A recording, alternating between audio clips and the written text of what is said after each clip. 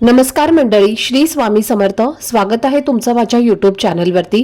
आजचा दिवस तुम्हा सर्वांना खूप छान, सुखाचा, आनंदाचा आणि समाधानाचा जाऊ देत, हीच मी स्वामींच्या चरणी प्रार्थना करते आणि आजच्या या नवीन व्हिडिओला सुरुवात करते.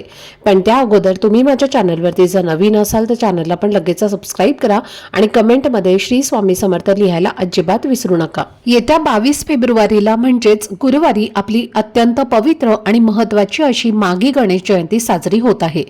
दरवर्षी माघ महिन्याच्या शुक्ल पक्षातील चतुर्थी तिथीला ही गणेश जयंती साजरी केली जाते आणि पौराणिक कथानुसार याच दिवशी गणपती बाप्पांचा जन्म झालेला असल्यामुळे या तिथीला गणेश जयंती असं म्हटलं जातं. तसेच ही जयंती माघ महिन्यात येते म्हणून तिला माघी गणेश जयंती असंही म्हणतात. यावर्षी ही माघी गणेश जयंती गुरुवारी येत असल्यामुळे या दिवशी सर्वार्थ सिद्धी योग तयार होत आहे. रात्री भद्र असणार आहे आणि दिवसभर पंचक पाळण्यात येणार आहे. त्यामुळे या दिवसाचं महत्त्व आणखीनच वाढतं. आपण नेहमी चतुर्थीच्या दिवशी दिवसभर गणपती बाप्पांचे व्रत करतो, संध्याकाळी चंद्राची पूजा करतो आणि त्यानंतर व्रत सोडतो.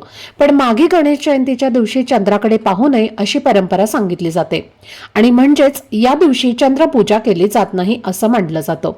तर मंडळी, माघी गणेश जयंती हा एक अत्यंत विशेष दिवस आहे, कारण या दिवशी मनोभावे गणपती बाप्पांचे पूजन केल्याने आयुष्यातील अनेक अडचणी, संकटे, विघ्न आणि नकारात्मक गोष्टी दूर होतात आणि जीवनामध्ये हळूहळू पण नक्कीच सकारात्मक बदल घडताना दिसतात. माघ महिन्याच्या शुक्ल पक्षातील चतुर्थीला गणपती बाप्पांची पूजा केल्याने शारीरिक आणि मानसिक पातळीवर सुद्धा खूप चांगले फायदे होतात. मन शांत राहतं, आत्मविश्वास वाढतो आणि दैनंदिन जीवनातील समस्यांचा सामना करण्यासाठी नवीन ऊर्जा आणि ताकद मिळते. गणपती बाप्पा हे विद्येचे, बुद्धीचे आणि ज्ञानाचे देवता मानले जातात. तसेच ते विघ्नहर्ता आहेत, म्हणजेच आयुष्यात येणारी प्रत्येक अडचण दूर करणारे देव आहेत. जो व्यक्ती या दिवशी पूर्ण श्रद्धेने आणि विश्वासाने गणपती बाप्पांची पूजा करतो त्याच्यावर गणपती बाप्पांचा आशीर्वाद हा कायम राहतो असं मानलं जातं.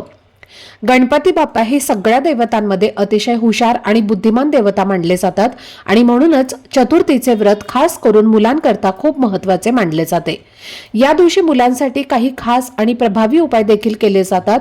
तर आजच्या या व्हिडिओमध्ये तुम्हाला मी असाच एक अतिशय सोपा पण खूप प्रभावी असा उपाय सांगणार आहे. तर मंडळी, या गुरुवारी माघी गणेश जयंतीच्या दिवशी तुम्ही उपवास नाही केला तरीही चालेल, पण प्रत्येक आईने आपल्या मुलांसाठी गणपती बाप्पांना मनापासून एक खास वस्तू अर्पण केली तर त्याचा खूप चांगला परिणाम दिसून येतो. असं म्हटलं जातं की ही वस्तू अर्पण केल्याने मुलांचे दोष, संकट, विघ्न, अडचणी दूर होतात, मुलांच्या अभ्यासामध्ये प्रगती होते, नोकरीमध्ये यश मिळतं, व्यवसायात वाढ होते आणि एकूणच प्रत्येक क्षेत्रामध्ये मुलांना यश मिळण्याचे मार्ग मोकळे होतात. तर मंडळी, ही वस्तू कोणती आहे जी आपल्याला गणपती बाप्पांना अर्पण करायची आहे आणि कोणत्या वेळेत हा उपाय करायचा आहे आणि हा उपाय कसा करायचा आहे याबद्दलची संपूर्ण आणि सविस्तर माहिती आजच्या व्हिडिओमध्ये मी तुमच्यासोबत शेअर करणार आहे. त्यामुळे व्हिडिओ हा स्किप न करता शेवटपर्यंत नक्की पहा, जेणेकरून तुमच्यापर्यंत योग्य ती माहिती पोहोचेल.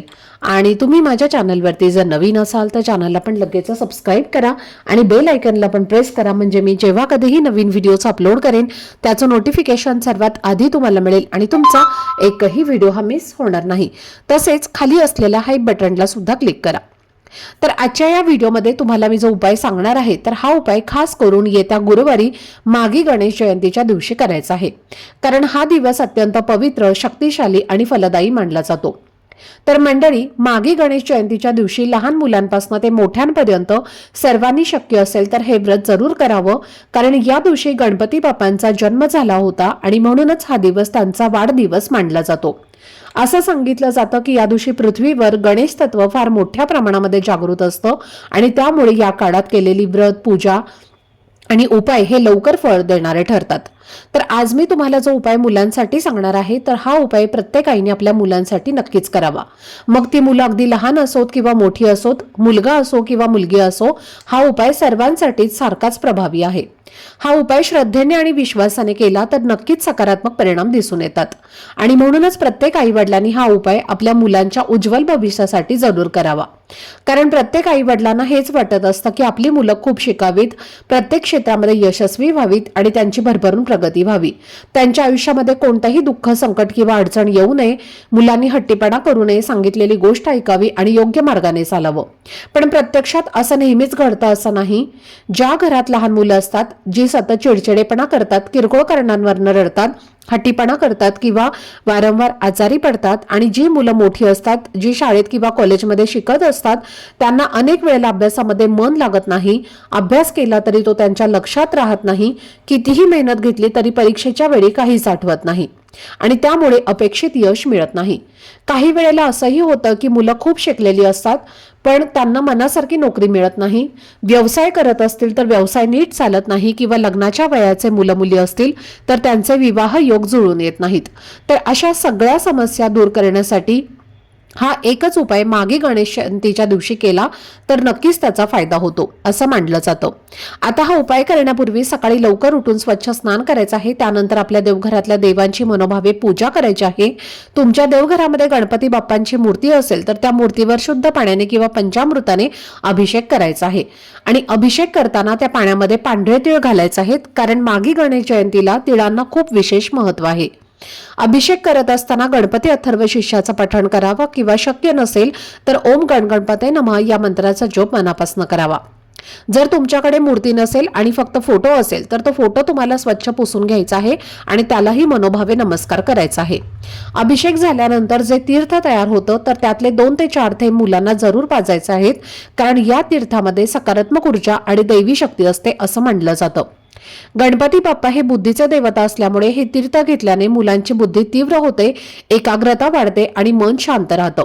उरलेलं पाणी तुम्ही घरातल्या पिण्याच्या पाण्यामध्ये मिसळू शकता. जर पंचामृताने अभिषेक केला असेल तर थोडेसे पंचामृत घरातील सगळ्यांनी प्रसाद म्हणून घ्यावे आणि उरलेले पंचामृत हे तुळशीला किंवा इतर कोणत्याही झाडाला तुम्ही अर्पण करू शकता. यानंतर गणपती बाप्पांना दुर्वा, जास्वंदाचं फूल, पांढरे तीळ, गुळ खोबऱ्याचा नैवेद्य अर्पण करायचा आहे आणि मनातल्या मनात आपल्या मुलांसाठी प्रार्थना करायची आहे. त्यानंतर जो मुख्य उपाय आहे तर तो तुम्ही सकाळपासून संध्याकाळपर्यंत कोणत्याही वेळेमध्ये करू शकता. जर तुम्ही घरी केला तरीही चालेल किंवा मंदिरामध्ये जाऊन केला तरी सुद्धा चालेल. फक्त मनामध्ये श्रद्धा, विश्वास आणि सकारात्मक भावना असणं हे खूप महत्त्वाचं आहे. आता हा उपाय जर तुम्ही घरीच करणार असाल तर घरी हा उपाय करण्यापूर्वी सर्वप्रथम तुमच्या देवघरामध्ये दिवा लावून घ्यायचा आहे, धूपदीप अगरबत्ती लावायची आहे आणि ज्या मुलासाठी आपण हा उपाय करणार आहोत त्या मुलांना आपल्या समोर बसवायचं आहे. आसन घ्यायचं आहे आणि त्या आसनावरती मुलांना बसवायचं आहे आणि हा उपाय करण्यासाठी तुम्हाला 2 लवंग घ्यायचे आहेत, ज्याला फूल असतं अशा 2 अखंड फुलाच्या लवंगा तुम्हाला घ्यायच्या आहेत आणि या 2 लवंगा आपल्या मुलाच्या हातामध्ये द्यायच्या आहेत आणि त्यानंतर तुम्ही स्वतः 11 वेळेला गणपती अथर्व शीर्षाचं पठण करायचं आहे. 11 वेळेला तुम्हाला करणं शक्य नसेल तर 3 वेळेला तुम्हाला पठण करायचं आहे आणि शेवटी एकदा तुम्हाला फलश्रुती म्हणायची आहे. प्रत्येक वेळी तुम्हाला फलश्रुती म्हणण्याची गरज नाही. 3 वेळेला तुम्हाला गणपती अथर्व शीर्षाचं पठण करून झालं की सगळ्यात शेवटी तुम्हाला हे फलश्रुती म्हणायची आहे आणि यानंतर ओम गणगणपते नमः या मंत्राचा 108 वेळेला जप करायचा आहे आणि या 2 लवंगा ज्या आहेत तर त्या मुलांच्या हातून गणपती बाप्पांना अर्पण करायचे आहेत. त्यानंतर दोन्ही हात जोडून तुम्हाला गणपती बाप्पांना प्रार्थना करायची आहे. तुमच्या मुलांच्या जीवनात आयुष्यात ज्या काही अडचणी आहेत तर त्या दूर होण्यासाठी प्रार्थना करून तुमची जी काही इच्छा आहे तर ती पूर्ण होण्यासाठी, मुलांचे सर्व संकट अडचणी दूर होण्यासाठी मनोभावे प्रार्थना करायची आहे. त्यानंतर 2 ते 3 तास त्या लवंगा तशाच गणपती बाप्पांच्या समोर ठेवायच्या आहेत आणि त्यानंतर गणपती बाप्पांच्या समोरनं उचलून त्या तुम्हाला तुमच्या मुलांना खायला द्यायच्या आहेत. आता जर तुमची मुलं मोठी असतील, मुलांना लिहिता वाचता येत असेल तर जी काही सेवा मी तुम्हाला सांगितलेली आहे गणपती अथर्व शीर्षाची सेवा, तर ती तुम्ही स्वतः मुलांकडनं करून घ्या. मुलं जर लहान असतील आणि मुलांना लिहिता वाचता येत नसेल तर मग आई वडिलांनी किंवा आजी आजोबांनी सुद्धा मुलांसाठी हा उपाय केला तरीही चालेल. तसेच तुमची मुलं जर लहान असतील आणि त्या लवंगा खाणार नाहीत, कारण लवंगा थोड्याशा तिखट असतात, तर मग काय करायचं आहे, एखादा गोडाचा पदार्थ बनवायचा आहे आणि त्यामध्ये त्या लवंगा टाकून तुम्ही तो पदार्थ मुलांना खाऊ घालू शकता. लवंगा टाकताना त्या पूर्ण अशा बारीक करा, पावडर तयार करा आणि त्यानंतर त्या पदार्थामध्ये तुम्ही टाकू शकता. आणि जर तुमची मुलं मोठी असतील तर तुम्ही स्वतः लवंग जे आहेत तर त्या मुलांना खाऊ घालू शकता.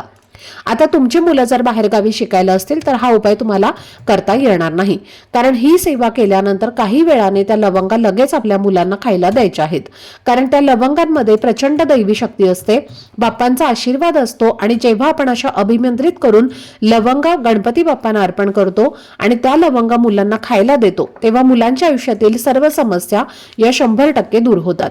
हा उपाय केल्याने तुमच्या मुलांमध्ये तुम्हाला अनेक सकारात्मक बदल जे आहेत तर ते दिसून येतील. घरात घरामध्ये सूतक असेल तर हा उपाय तुम्ही करू नका. स्त्रियांना मासिक धर्म असेल तर ती स्त्री सोडून घरातील कोणताही व्यक्ती मुलांसाठी हा उपाय करू शकतो. तर हा उपाय जो आहे तर तो तुम्ही उद्या म्हणजेच गुरुवारी माघी गणेश जयंतीला नक्की करा. आणि ज्यांच्या घरामध्ये खरंच लहान मुलं आहेत, शिक्षण घेणारी मुलं आहेत, त्यांनी तर हा उपाय नक्की करायचा आहे. करून पहा आणि हा उपाय केल्यानंतर तुम्हाला स्वतःच त्याचा अनुभव हा आल्याशिवाय राहणार नाही. तर ही अत्यंत महत्त्वाची माहिती मला तुमच्यासोबत शेअर करायची होती. आजचा हा व्हिडिओ जर तुम्हाला आवडला असेल, माहितीपूर्ण वाटला असेल तर व्हिडिओला लाईक, शेअर आणि चॅनलला सबस्क्राईब नक्की करा. भेटूयात पुढच्या व्हिडिओमध्ये. तोपर्यंत सर्वांना श्री स्वामी समर्थ.